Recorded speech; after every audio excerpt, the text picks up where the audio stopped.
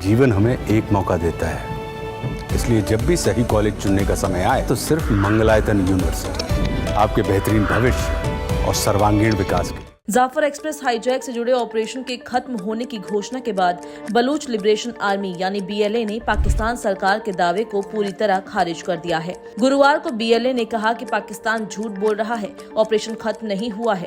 BLA ने दावा किया कि उन्होंने सिर्फ ट्रेन में सवार पाकिस्तानी सैन्य कर्मियों को ही बंधक बनाया था। महिलाओं, बच्चों और बुजुर्गों को उन्होंने खुद ही छोड़ दिया था और बंधक बनाए गए सैन्य कर्मियों को जल्द ही मार दिया जाएगा। वहीं इसके विपरीत बुधवार को पाक सेना ने दावा किया था कि ऑपरेशन के दौरान 33 विद्रोहियों को मार गिराया गया। इस हमले में 21 बंधकों और 4 सैनिकों की भी मौत हो गई। ऑपरेशन पूरी तरह सफल रहा और सभी यात्रियों को सुरक्षित बचा लिया गया।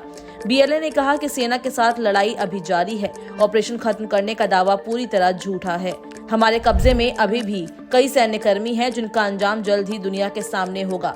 इसी बीच पाकिस्तान के प्रधानमंत्री शहबाज शरीफ ने गुरुवार को बलूचिस्तान का दौरा किया। उन्होंने कानून व्यवस्था की समीक्षा की और जीवित बचे यात्रियों से मुलाकात की। उन्होंने कहा कि आतंकवाद पाकिस्तान के अस्तित्व के लिए खतरा है और सभी को एकजुट होकर इसे देश से मिटा देना चाहिए। खैबर पख्तूनख्वा और बलूचिस्तान से आतंकवाद को खत्म करके ही पाकिस्तान की तरक्की हो सकती है।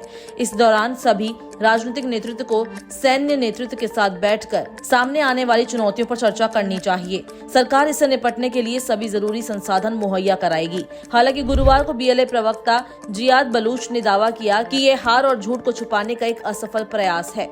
बीएलए के मुताबिक उन्होंने महिला, बच्चे और बुजुर्ग यात्रियों को पहले ही छोड़ दिया था। उन्होंने सिर्फ पाकिस्तानी सैनिकों और सरकारी कर्मचारियों को बंधक बनाया था। बीएलए ने इन बंधकों के बदले में बलूच कैदियों की रिहाई की मांग की थी। पाकिस्तान ने इस मांग को ठुकरा दिया और इसके बाद बंधकों को मारा गया। बीएलए ने पाकिस्तान को ललकारते हुए कहा कि पाक सेना ने युद्ध के मैदान में हार मान ली।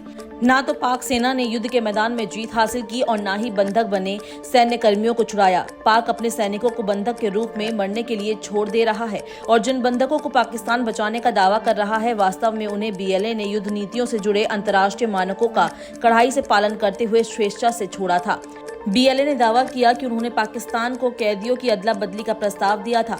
पाकिस्तान ने इसे ठुकरा दिया और सेना ने बलूच नागरिकों को निशाना बनाना शुरू कर दिया। बीएलए ने कहा कि उन्होंने अंतर्राष्ट्रीय युद्ध नीतियों के तहत सभी नियमों का पालन किया। बीएलए के प्रवक्ता ने पाकिस्तान को चुनौती दी कि अगर पाक सरकार सच बोल रही है तो स्वतंत्र पत्रकारों और अंतर्राष्ट्रीय एजेंसियों को घटनास्थल पर जाने की इजाजत दे। दुनिया को सच दिखाओ कि पाक सेना को कितना नुकसान हुआ है। बीएलए ने साफ किया कि उनकी लड़ाई बलूचिस्तान के प्राकृतिक संसाधनों के अवैध दोहन के खिलाफ है। पाकिस्तान ने बलूचिस्तान के संसाधनों पर जबरदस्ती कब्जा कर रखा है। बीएलए के प्रवक्ता ने कहा कि हम अपनी जमीन और अधिकारों के लिए लड़ रहे हैं।